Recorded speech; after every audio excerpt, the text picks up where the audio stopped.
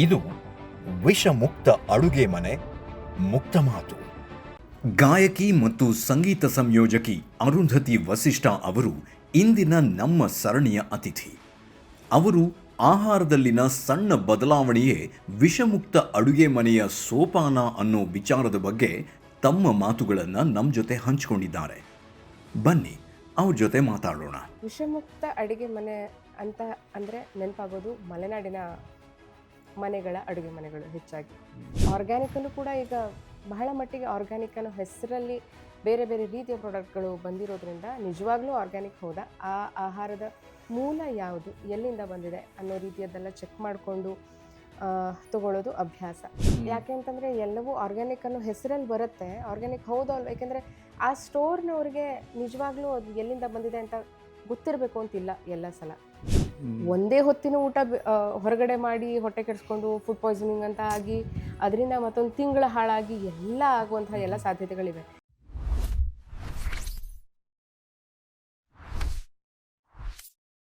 ನಮಸ್ಕಾರ. ವಿಷಮುಕ್ತ ಅಡುಗೆ ಮುಕ್ತ ಮಾತುಕತೆ ಸರಣಿಗೆ ನಿಮ್ಮೆಲ್ಲರಿಗೂ ಕೂಡ ಸ್ವಾಗತ. ಗ್ರಾಮ ರಾಜ್ಯ 15 ವರ್ಷ ಪಯಣವನ್ನು ಮುಗಿಸಿ ಇದೀಗ 16ನೇ ವರ್ಷಕ್ಕೆ ಕಾಲಿಡ್ತಾ ಇರೋ ಈ ಸಂದರ್ಭದಲ್ಲಿ ನಾವು ನಮ್ಮ ಮನೆಯ ಅಡುಗೆ ಮನೆಯನ್ನು ಹೇಗೆ ವಿಷಮುಕ್ತಗೊಳಿಸೋದು ಅನ್ನೋ ವಿಚಾರವಾಗಿ ಒಂದು ಸರಣಿ ಮಾತುಕತೆಯನ್ನು ನಡೆಸ್ತಾ ಇದ್ದೀವಿ. ಆ ಅಂಗವಾಗಿ ಇವತ್ತಿನ ಸಂಚಿಕೆಯಲ್ಲಿ ನಮ್ಮ ಜೊತೆ ಖ್ಯಾತ ಗಾಯಕಿಯಾಗಿರುವಂತಹ ಅರುಂಧತಿ ವಸಿಷ್ಠ ಅವರಿದ್ದಾರೆ. ಅವ್ರನ್ನ ಕಾರ್ಯಕ್ರಮಕ್ಕೆ ಸ್ವಾಗತ ಮಾಡ್ತಾ ಇದ್ದೀನಿ. ನಮಸ್ತೆ. ನಮ್ಮ ಕಾರ್ಯಕ್ರಮಕ್ಕೆ ಬಂದಿದ್ದಕ್ಕೆ ನಿಮಗೆ ಧನ್ಯವಾದವನ್ನು ಹೇಳ್ತೀನಿ. ಜೊತೆಗೆ ನಿಮಗೆ ಈ ವಿಷಮುಕ್ತ ಅಡುಗೆ ಮನೆ ಅಂತ ಹೇಳಿದಾಗ ಏನು ಯೋಚನೆ ಬರುತ್ತೆ, ಮತ್ತು ನಿಮ್ಮ ಅಡುಗೆ ಮನೆ ಎಷ್ಟು ವಿಷಮುಕ್ತವಾಗಿದೆ ಅಂತ ನೀವು ಅಂದ್ಕೋತೀರಿ? ವಿಷಮುಕ್ತ ಅಡುಗೆ ಮನೆ ಅಂತ ಅಂದರೆ ನೆನಪಾಗೋದು ಮಲೆನಾಡಿನ ಮನೆಗಳ ಅಡುಗೆ ಮನೆಗಳು ಹೆಚ್ಚಾಗಿ. ನಮಗೆ ಗೊತ್ತಿಲ್ಲದೆ ನಾವಿನ್ನೂ ವಿಶೇಷವಾಗಿ ಉತ್ತರ ಕನ್ನಡ, ದಕ್ಷಿಣ ಕನ್ನಡದ ಕಡೆ, ಸ್ವಲ್ಪ ಮಟ್ಟಿಗೆ ಶಿವಮೊಗ್ಗ ಕೂಡ ನಮಗೆ ಈ ಹೊರಗಡೆದು ಇನ್ಫ್ಲುಯೆನ್ಸ್ ಇನ್ನೂ ಜಾಸ್ತಿ ಆಗದೇ ಇರುವ ಕಾರಣವೋ ಏನೋ ಇನ್ನೂ ಅಡುಗೆ ಮನೆಗಳು ತುಂಬ ಮಟ್ಟಿಗೆ ಶುದ್ಧವಾಗಿದೆ ಅಂತ ಅನಿಸುತ್ತೆ. ಹಾಗಾಗಿ ಆ ಕಡೆ ಅಡುಗೆ ಮನೆಗಳೇ ನೆನಪಾಗೋದು. ನೀವು ಅಡುಗೆ ಮಾಡ್ತೀರಿ? ಹೌದು, ಇಷ್ಟ ಆಗುತ್ತೆ. ಹೌದು. ಬಟ್ ನೀವು ಹೋಗಿ ಏನಾದರೂ ಅಂಗಡಿಯಿಂದ ಅಥವಾ ಆನ್ಲೈನ್ ಪರ್ಚೇಸ್ ಮಾಡುವಾಗ ನಿಮ್ಮ ಥಾಟ್ ಪ್ರಾಸೆಸ್ ಏನಿರುತ್ತೆ? ನನಗೆ ಬೆಸ್ಟ್ ಪ್ರಾಡಕ್ಟ್ಸ್ ಬೇಕು ಅಂತಲೂ ನಮ್ದು ಎಲ್ಲದೂ ಕೂಡ ಯೋಚನೆ ಇರುತ್ತೆ, ಬಟ್ ಆ ಪ್ರಾಡಕ್ಟಿನ ಹಿಂದೆ ಏನಿದೆ ಅನ್ನೋದ್ರ ಬಗ್ಗೆ ಯೋಚನೆ ಮಾಡ್ತೀರಾ? ಖಂಡಿತ. ಬೆಸ್ಟ್ ಆ್ಯಂಡ್ ಆರ್ಗ್ಯಾನಿಕಲ್ಲೂ ಕೂಡ ಈಗ ಬಹಳ ಮಟ್ಟಿಗೆ ಆರ್ಗ್ಯಾನಿಕ್ ಅನ್ನೋ ಹೆಸರಲ್ಲಿ ಬೇರೆ ಬೇರೆ ರೀತಿಯ ಪ್ರಾಡಕ್ಟ್ಗಳು ಬಂದಿರೋದ್ರಿಂದ ನಿಜವಾಗ್ಲೂ ಆರ್ಗ್ಯಾನಿಕ್ ಹೌದಾ, ಆ ಆಹಾರದ ಮೂಲ ಯಾವುದು, ಎಲ್ಲಿಂದ ಬಂದಿದೆ ಅನ್ನೋ ರೀತಿಯದ್ದೆಲ್ಲ ಚೆಕ್ ಮಾಡಿಕೊಂಡು ತಗೊಳ್ಳೋದು ಅಭ್ಯಾಸ. ಯಾಕೆ ಅಂತಂದರೆ ಮನೆಯಲ್ಲಿ ಕೆಲವು ಪೇಷಂಟ್ಗಳಿದ್ದು ಅಭ್ಯಾಸ ಆಗಿದ್ದರಿಂದ ಯಾವುದೇ ರೀತಿಯಿಂದ ಆರೋಗ್ಯಕ್ಕೆ ತೊಂದರೆ ಆಗಬಾರ್ದು, ವಿಷಯುಕ್ತ ಅಡುಗೆಗಳು ಹೊಟ್ಟೆಗೆ ಹೋಗಬಾರ್ದು ಅನ್ನೋ ವಿಚಾರ ಇರೋದ್ರಿಂದ ಹೆಚ್ಚಾಗಿ ಈ ಬೆಳೆ ಎಲ್ಲಿಂದ ಬಂದಿದೆ ಅಂತ ಅದರ ಮೂಲವನ್ನು ನೋಡಿಯೇ ಆದಷ್ಟು ತಗೊಳ್ಳೋದು ಅಭ್ಯಾಸ. ಓಕೆ. ಆದರೆ ನೀವು ಆ ಬದಲಾವಣೆನ ಮಾಡಿಕೊಂಡ್ರಿ ಅಂತ ಹೇಳಿದ್ರಿ, ಅದು ಬದಲಾವಣೆ ನಮ್ಮ ಆರೋಗ್ಯದಲ್ಲೂ ಬದಲಾವಣೆಯನ್ನು ತೋರಿಸಿದೆಯಾ? ಖಂಡಿತ. ಅದು ನಮ್ಮನ್ನು ನಾವಾಗಿಯೇ ಇಟ್ಟಿದೆ ಅಂತ ಹೇಳಬಹುದು. ಇವೆಲ್ಲ ಅರಿವಿಗೆ ಬರೋದಕ್ಕಿಂತ ಮುಂಚೆ ಸ್ವಲ್ಪ ಚಿಕ್ಕವಳು ನಾನು, ವಯಸ್ಸು, ಹಾಸ್ಟೆಲ್ಲು, ಅದು ಇದು ಅಂತ ಆರೋಗ್ಯಕ್ಕೆ ಆಗ ಸ್ಟೆಮಿನಾ ಕೂಡ ಜಾಸ್ತಿ ಇದ್ದಿದ್ದರಿಂದ ಅಷ್ಟೊಂದು ತೊಂದರೆ ಆಗ್ತಿರಲಿಲ್ಲ. ಆದರೂ ಸಣ್ಣ ಪುಟ್ಟ ಇದ್ದೇ ಇರೋದು, ಆ್ಯಸಿಡಿಟಿ ಅಥವಾ ಏನೋ ಅನ್ಕಂಫರ್ಟಬಲ್ ಫೀಲ್ ಆಗ್ತದೆ ಅನ್ನೋ ರೀತಿ. ಆದರೆ ಯಾವಾಗ ಈ ಆಹಾರದ ಬಗ್ಗೆ ವಿಚಾರ ಮಾಡಿ ಅರಿವು ಬಂದು ಅದಾದಮೇಲೆ ಕೆಲವು ಬದಲಾವಣೆಗಳನ್ನು ಮಾಡ್ಕೊಳ್ಳೋದಕ್ಕೆ ಶುರು ಮಾಡಿದ್ಮೇಲೆ ಖಂಡಿತವಾಗಿಯೂ ಆರೋಗ್ಯದಲ್ಲಿ ಒಂದು ಸುಧಾರಣೆಯೂ ಇದೆ, ಅಲ್ಲದೆ ಸಮಾಧಾನವೂ ಇದೆ. ಈ ಆಹಾರವನ್ನು ಹೀಗೆ ಇಷ್ಟು ತೊಗೊಂಡ್ರೆ, ಇಷ್ಟು ಹೊತ್ತಿಗೆ ತೊಗೊಂಡ್ರೆ ಹೊಟ್ಟೆ ಹೀಗೆ ಇರುತ್ತೆ, ಅದರಿಂದ ಏನೂ ತೊಂದರೆ ಇಲ್ಲ ಅನ್ನೋಂಥ ಬದಲಾವಣೆ ತುಂಬ ಸರಿಯಾಗಿ ಗೊತ್ತಾಗಿದೆ. ಮತ್ತು ಅದರಿಂದ ಮನಸ್ಸು ಕೂಡ ಬೆಟರ್ ಆಗಿದೆ. ಖಂಡಿತ. ಯಾವುದೇ ಶರೀರದಲ್ಲಿ ಯಾವುದೇ ರೀತಿಯ ಇರಿಟೇಷನ್ ಇದ್ದರೂ ಕೂಡ ಮನಸ್ಸು ಸಮಾಧಾನವಾಗಿರೋದಕ್ಕೆ ಸಾಧ್ಯ ಇಲ್ಲ. ಮಾಡ್ತಿರೋ ಕೆಲಸದ ಕಡೆ ಜಾಸ್ತಿ ಸರಿಯಾಗಿ ಕಾನ್ಸಂಟ್ರೇಟ್ ಮಾಡೋದಕ್ಕೆ ಸಾಧ್ಯ ಇಲ್ಲ. ಹಾಗಾಗಿ ಆರೋಗ್ಯವೇ ಭಾಗ್ಯ ನಮ್ಮವ್ರು ಹೇಳಿದ್ದಾರೆ.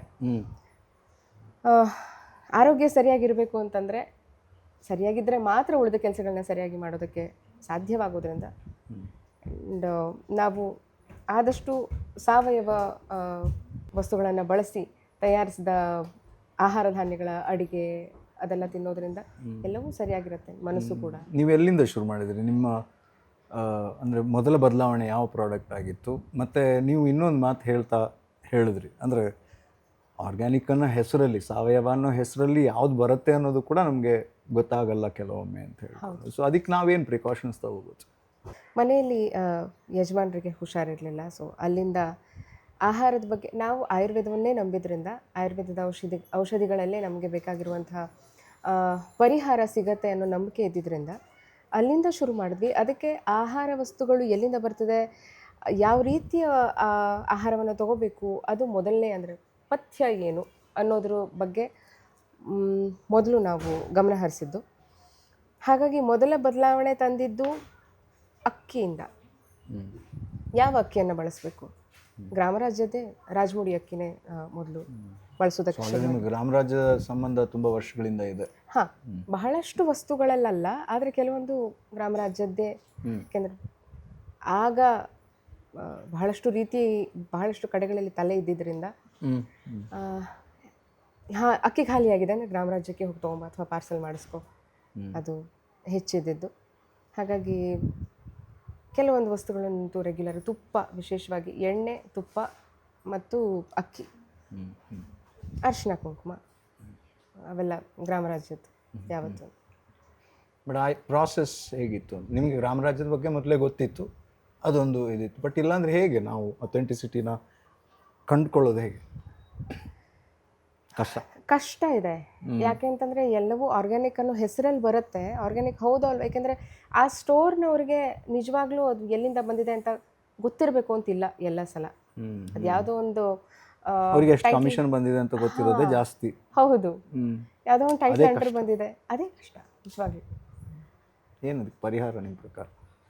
ಪರಿಹಾರ ಜನರಲ್ಲಿ ಜಾಗೃತಿಯೇ ಮುಖ್ಯ ಅನ್ಸುತ್ತೆ. ಜನರಲಿ ಅದೇ ಮುಖ್ಯ ಆಗೋದು. ಹೌದು, ಜನರಲ್ಲಿ ಜಾಗೃತಿ. ಆ ಬದಲಾವಣೆ ಬಗ್ಗೆ ಹೇಳ್ತಾ ಇದ್ರಿ ನೀವು. ಈಗ ಹೇಗೆ ನಿಮ್ಮ ಅಡಿಗೆ ಮನೆ? ಶುದ್ಧ.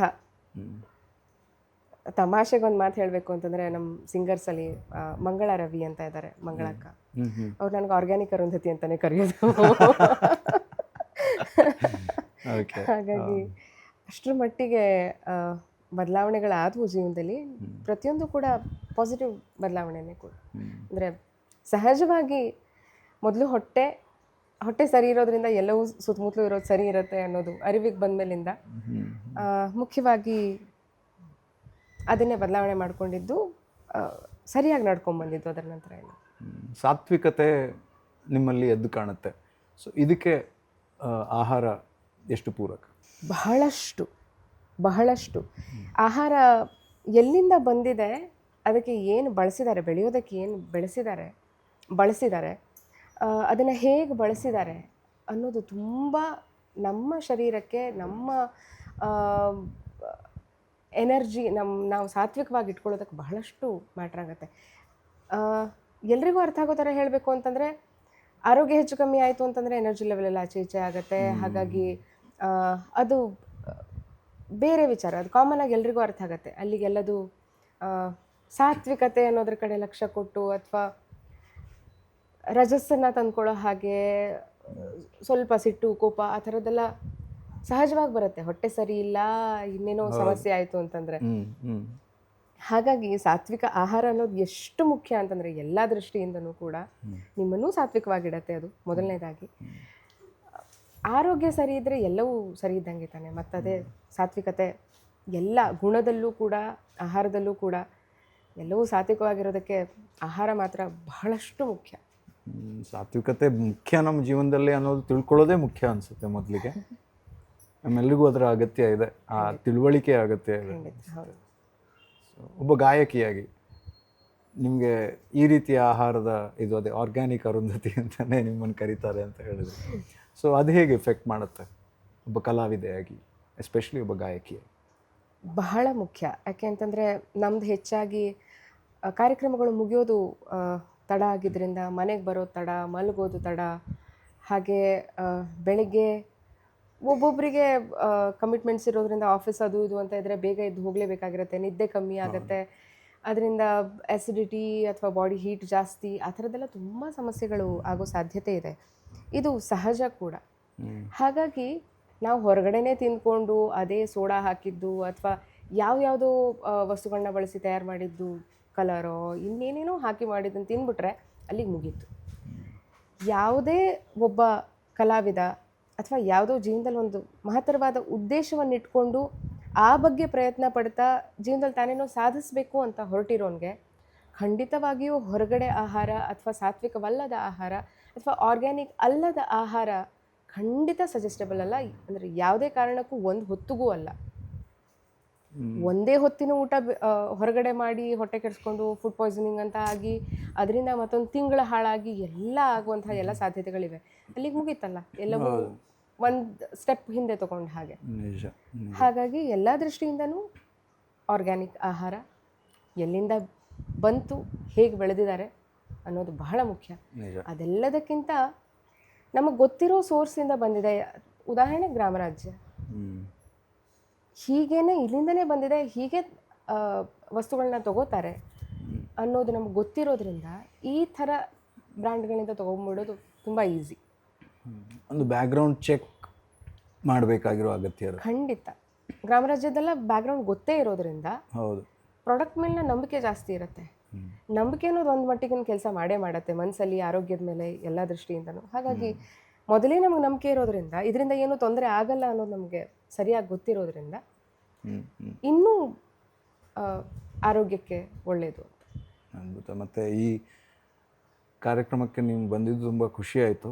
ಆದರೆ ಈ ಕಾರ್ಯಕ್ರಮವನ್ನು, ಈ ಸಂಚಿಕೆಯನ್ನು ನಿಮ್ಮ ಒಂದೆರಡು ಸಾಲಿನ ಹಾಡುಗಳನ್ನು ಕೇಳದೆ ಮುಗಿಸೋದಕ್ಕೆ ಸಾಧ್ಯನೇ ಇಲ್ಲ. ಒಂದೆರಡು ಸಾಲುಗಳು.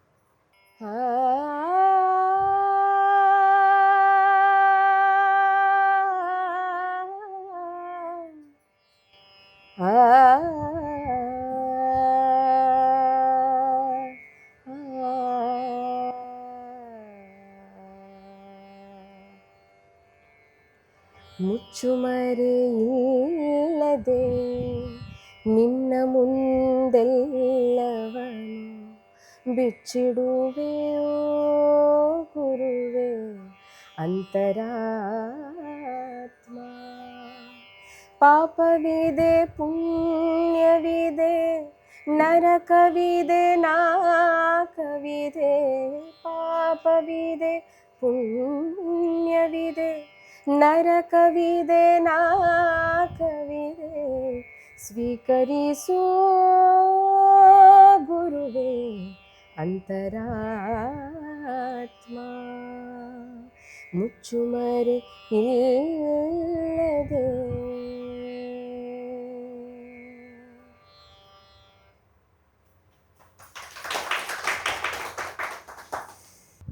ಧನ್ಯವಾದಗಳು. ಅದನ್ನು ಹೇಳೋದಕ್ಕೆ ಸ್ವಲ್ಪ ಸಮಯ ತಗೊಂಡೆ. ಅಷ್ಟು ನಮ್ಮನ್ನು ಅದರಲ್ಲಿ ಆ ಹಾಡಿನಲ್ಲಿ ಕಳೆದು ಹೋಗುವ ಒಂದು ಮೊಮೆಂಟನ್ನು ಸೃಷ್ಟಿ ಮಾಡಿದ್ದೀರಿ. ಹೇಗೆ ನಾವು ನಮ್ಮ ಅಂತರಾತ್ಮವನ್ನು ಅವನ ಮುಂದೆ ಹೇಗೆ ಇಡಬೇಕು, ಮುಚ್ಚುಮರೆ ಇಲ್ಲದೆ ಇಡಬೇಕು, ಅದೇ ರೀತಿ ಯಾವುದೇ ಮುಚ್ಚುಮರೆ ಇಲ್ಲದೆ ಬರುವಂತಹ ಪ್ರಾಡಕ್ಟ್ಸನ್ನು ಗ್ರಾಮರಾಜ್ಯ ಕೊಡುವಂಥ ಪ್ರಯತ್ನವನ್ನು 15 ವರ್ಷದಿಂದ ಮಾಡ್ತಾ ಇದೆ. ಇನ್ನು ಮುಂದೆ ಕೂಡ ಈ ಒಂದು ಫಿಲಾಸಫಿನ ಬಿಡದೇನೆ ಇನ್ನಷ್ಟು ಜನರಿಗೆ ತಲುಪಬೇಕು ಅನ್ನುವಂಥ ಪ್ರಯತ್ನ, ಅಲ್ಲಿ ನಿಮ್ಮ ಸಹಕಾರ ಕೂಡ ನಿರೀಕ್ಷೆ ಮಾಡ್ತಾ ನಿಮಗೆ ಧನ್ಯವಾದವನ್ನು ಹೇಳ್ತಾ ಇದ್ದೇನೆ. Thank you so much. ಧನ್ಯವಾದ. ನನ್ನನ್ನು ನೆನೆಸ್ಕೊಂಡು ಇಷ್ಟೊಳ್ಳೆ ಜಾಗಕ್ಕೆ ನಾನು ಈ ಗೋಡೌನ್ ನೋಡಿರಲಿಲ್ಲ. ಖಂಡಿತ ಇಲ್ಲಿ ಬಂದರೆ ತುಂಬ ಸಾತ್ವಿಕತೆ ಇದೆ, ಖಂಡಿತ ಖುಷಿ ಆಗುತ್ತೆ. ಇಲ್ಲಿ ಕರೆದಿದ್ದಕ್ಕೆ ಮನಃಪೂರ್ವಕ ಧನ್ಯವಾದ. Thank you. ಇದು ಈ ಹೊತ್ತಿನ ವಿಷಮುಕ್ತ ಅಡುಗೆ ಮುಕ್ತ ಮಾತು ಕಾರ್ಯಕ್ರಮ. ಮುಂದಿನ ಸಂಚಿಕೆಯಲ್ಲಿ ನಿಮ್ಮನ್ನೆಲ್ಲ ಸಿಗ್ತೀವಿ. ನಮಸ್ತೆ.